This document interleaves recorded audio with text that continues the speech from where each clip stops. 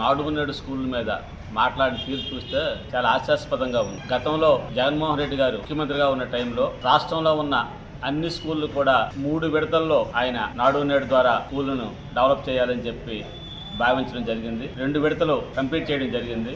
2 విడతల్లో నర్సంపేట నియోజకవర్గంలో సుమారు 77,35 లక్షల రూపాయలతో నాడు నేడు పనులు పూర్తి చేయడం జరిగింది. ఒకసారి ఎమ్మెల్యే రామమూర్తి గారికి నాడు నేడు ద్వారా చేసిన స్కూలుని ఒకసారి పరిశీలించమని చెప్పి నేను కోరుకుంటున్నాను.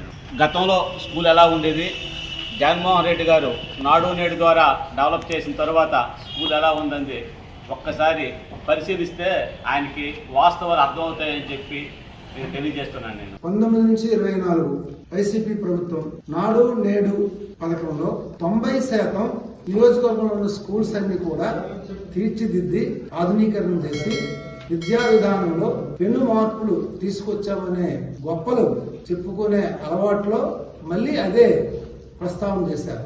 గత 5 సంవత్సరాలు వాళ్ళ పరిపాలన టైంలో అసెంబ్లీలో వాళ్ళ ఎమ్మెల్యేలు గాని మంత్రులు గాని లేదు స్వయంగా గాని సమస్యలు చెప్పుకునే విధానం లేక కనీసం క్షేత్రస్థాయిలో ఏం జరుగుతుందో చెప్పుకోలేక మదన పడుతూ వాళ్ళు సిగ్గుకి వాళ్ళే అప్పుడున్నటువంటి మంత్రివర్యులు గాని ఎమ్మెల్యేలు గాని ఆవేదనతోనే వాళ్ళ కాలం గడిపారు.